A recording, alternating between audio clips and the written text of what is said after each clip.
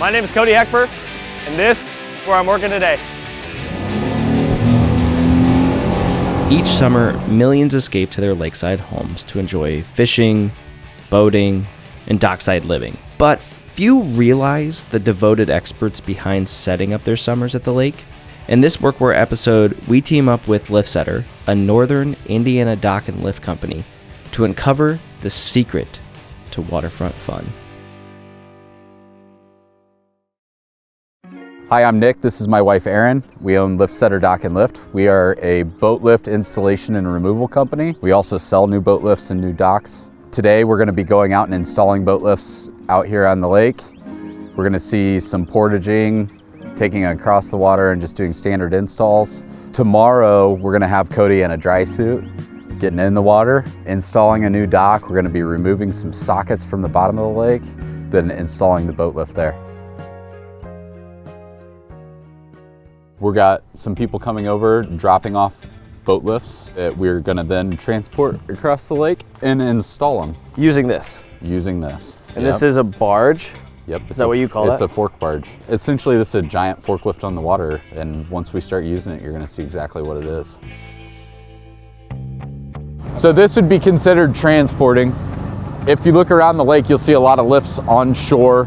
So that'd be a standard boat lift install, coming directly from shore, and we're picking it up off their property.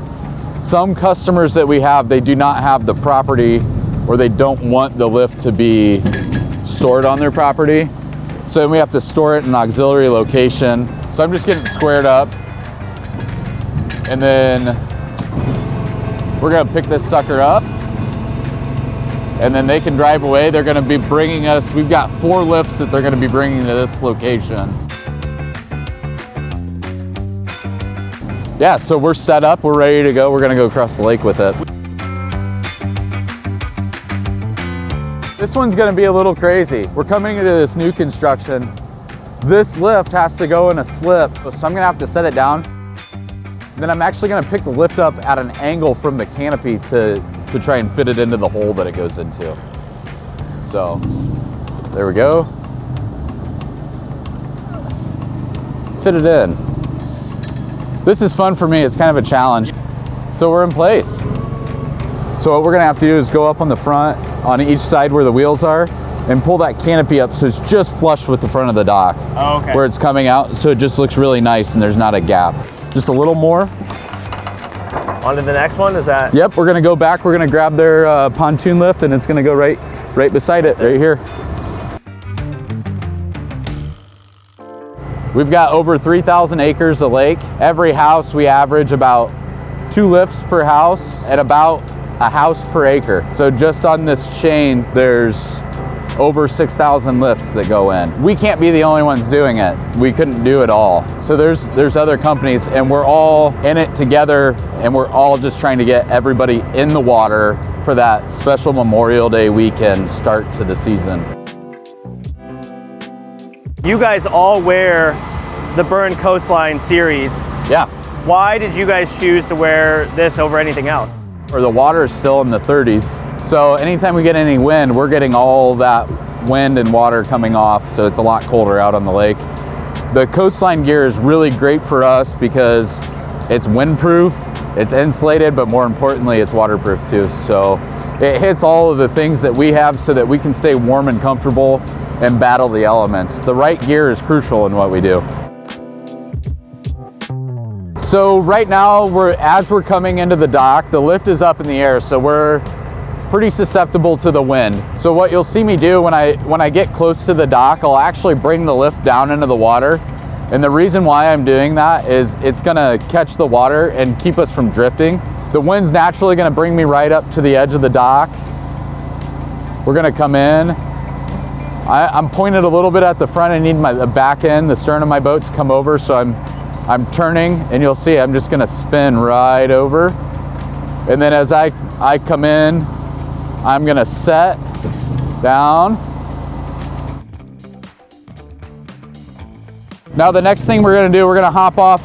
We're gonna look at our alignment on the dock and make sure that that lift is equally spaced from the front post to the back post so it's nice and square. Okay.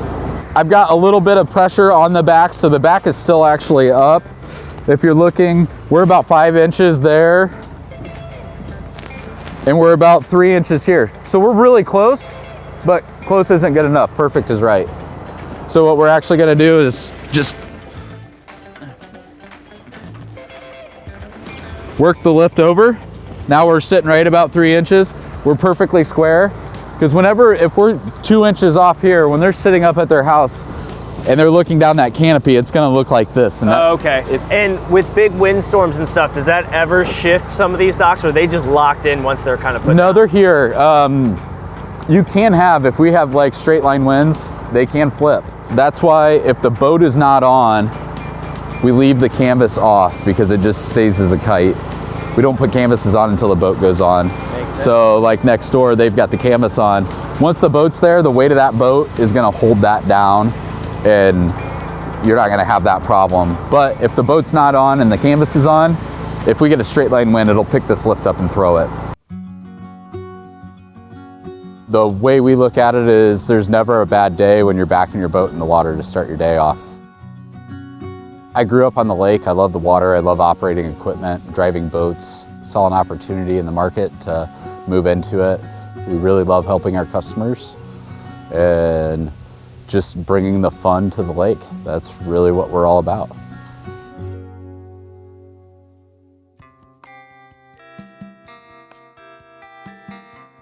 So right now we are at a customer's house and Nick and the lift setter team are pulling sockets. Right now he's in the water with the pure pull. What am I needing to do? I need you, if you can, get your waders on and you're gonna help him put the ropes around so that we can get these sockets pulled out of the bottom. I'm getting in the water? You're getting in the water. I'm getting in the water. The reason I have this suit on, this dry suit, is because I was instructed that I potentially will be going up to my chest. And waders, as you can see the deckhand has on here, they'll fill up, so I have to be covered because it's so cold. Part of making a show is capturing the story, and by capturing the story you need to have all of these cameras. Well, because the water was so cold, the producers of the show didn't want to get in the water, understandably. So being that I had the dry suit on, I had to go set up these action cameras on Nick's boat. And earlier when he said to release the air from your suit, I didn't do that. I forgot. So we're putting a new system in and all of these pulls that are in the bottom of the lake have to come out. As Nick raises the barge forks, the tension on the rope intensifies. The objective, which may not always be achieved on the first attempt, is to dislodge the socket. This ensures that the sockets do not obstruct the construction of the new dock that we're about to build next, but it also keeps those that are diving off this new dock safe from colliding with these concealed sockets. I have a good feeling about this. The final socket was pulled, and it's now time to build the new deck. And that is how we do it! Woo!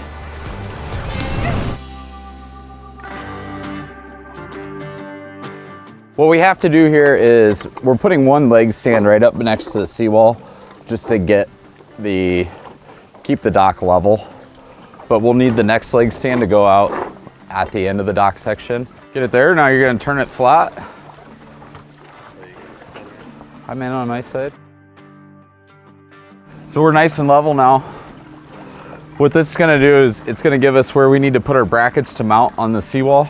So we'll get this marked out. Then we'll actually move the dock back, drill the holes, mount the brackets, and then after we're done with that, we'll then attach the dock to there. So we're drilling multiple pilot holes in. That way we aren't walking our hole either. I discovered that drilling several pilot holes in concrete is crucial to prevent overheating and damaging both to the drill and to the drill bits. So now is where we see if we hit our money. All right, perfect. Perfect. Yep. Can't get any better than that. Now we're gonna bring the dock back. We gotta drill the holes for the pins to secure it. Okay. And we're gonna see what the difference of this sucker looks like.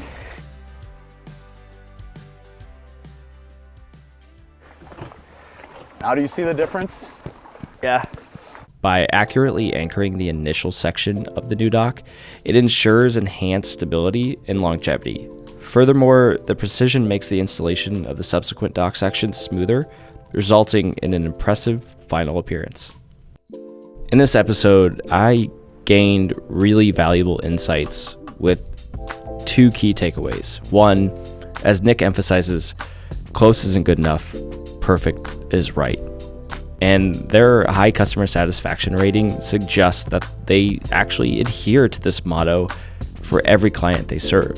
And 2, quality always matters, a principle shared by both Liftsetter and Berne Apparel. And for these last 2 days on the water, I'm truly grateful to Nick and Aaron and everybody at Liftsetter.